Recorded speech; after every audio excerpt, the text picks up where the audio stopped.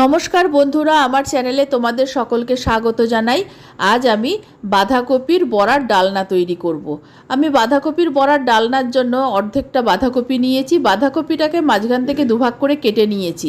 এবার কপিটাকে একটা ছুরির সাহায্যে ছোট ছোট করে টুকরো করে কেটে নিচ্ছি। আমি কতটা ছোট টুকরো করে কাটছি সেটা আমি তোমাদের দেখিয়ে দিচ্ছি।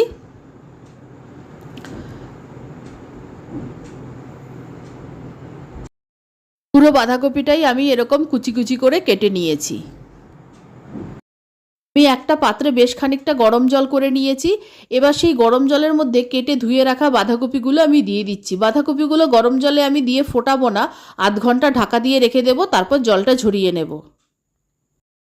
আধ ঘন্টার জন্য কপিটা ঢাকা দিয়ে দিলাম।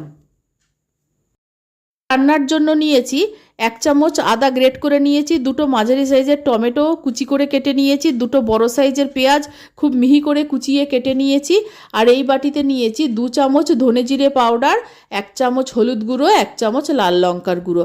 আর এই গুঁড়ো মশলাগুলোকে আমি একটু জল দিয়ে গুলে রেখে দিচ্ছি, পরে ব্যবহার করব। কপিটা থেকে গরম জলটা ফেলে দিয়েছি। এবার কপিটাকে আমি ঠান্ডা করে নিচ্ছি।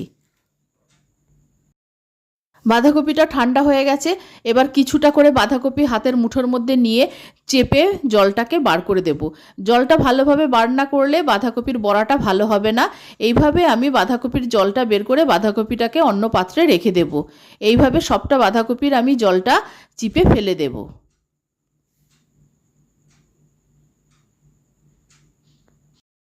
বাঁধাকপিটা ভালো মতো চিপে জলটা ফেলে দিয়েছি।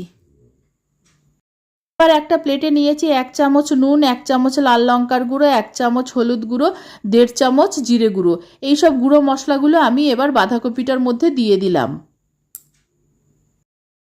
এবার 5 চামচ বেসন দিয়ে দিলাম।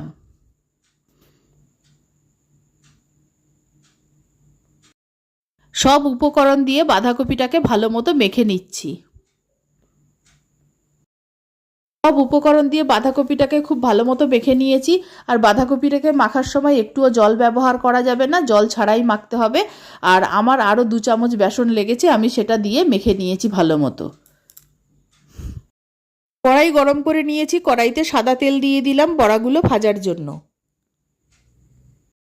সব উপকরণ দিয়ে বাঁধাকপিটাকে ভালো করে মেখে নেওয়ার পর হাতটা ভালো করে ধুয়ে কিছুটা বাঁধাকপি মাখা হাতের মধ্যে নিয়ে এরকমভাবে হাতের সাহায্যে প্রথমে গোল করে তারপর চ্যাপ্টা করে বড়া তৈরি করে নিতে হবে। প্রথমবারে 4-6টা করে বড়া একবারে ভেজে নেব। আর বড়াগুলো লো টু মিডিয়াম ফ্লেমে ভাজতে হবে, না হলে বড়াগুলো পুড়ে যাবে আর ভেতরে কাঁচা থাকবে। প্রথমে আমি 4টে বড়া দিয়েছি, বড়াগুলোকে আমি আস্তে আস্তে উল্টে দিচ্ছি। এই 4টে বড়া উল্টে দেওয়ার পর পাশাপাশি আরও কয়েকটা বড়া আমি দিয়ে দেব। প্রথমবারের বড়াগুলো ভাজা হয়ে গেছে, তুলে নিচ্ছি। বাকি বড়াগুলোও এইভাবে ভেজে নেব। সব বড়াগুলো ভাজা হয়ে গেছে। ফোড়নের জন্য নিয়েছি 4-5টা গোলমরিচ, 1 টুকরো দারচিনি, 1/2 চামচ সাজিরা, 2টো এলাচ, 2টো তেজপাতা।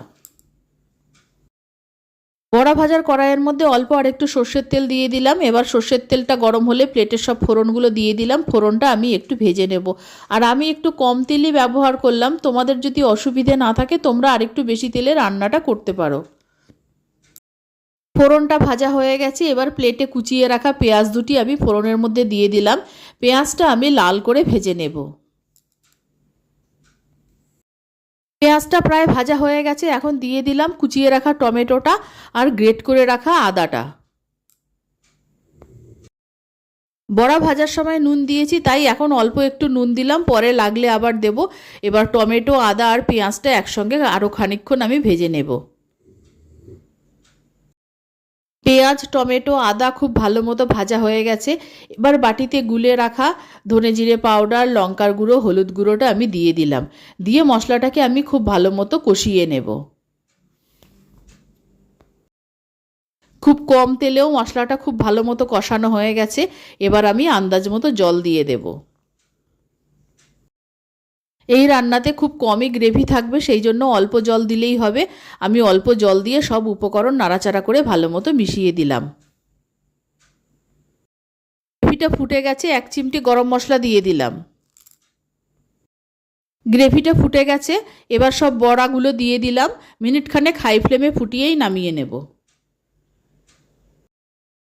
1 মিনিট পর্যন্ত গ্রেভিটাকে ভালো মতো হাই ফ্লেমে ফুটিয়ে নিয়েছি। এবার স্বাদটা আর একটু বাড়ানোর জন্য হাফ চামচেরও একটু কম আমি ঘি দিয়ে দিলাম, তোমরা চাইলে আর একটু বেশি ঘি দিতে পারো। আমি এবার নামিয়ে নেব। রান্নাটা হয়ে গেছে, নামানোর সময় 2টো কাঁচা লঙ্কা দিয়ে দিলাম। বাঁধাকপির বড়ার ডালনা তৈরি হয়ে গেছে। গরম ভাত, রুটি, পরোটার সঙ্গে খেতে খুবই ভালো লাগবে। তোমরা একবার বাড়িতে বানিয়ে দেখো। আমার রেসিপি ভালো লাগলে অবশ্যই আমার চ্যানেলকে সাবস্ক্রাইব করো, লাইক করো, শেয়ার করো, আমার পাশে থেকো। আর আমার নতুন পুরনো সকল বন্ধুদের আন্তরিক ধন্যবাদ জানিয়ে, ভালোবাসা জানিয়ে আমি আমার ভিডিও শেষ করছি। ধন্যবাদ।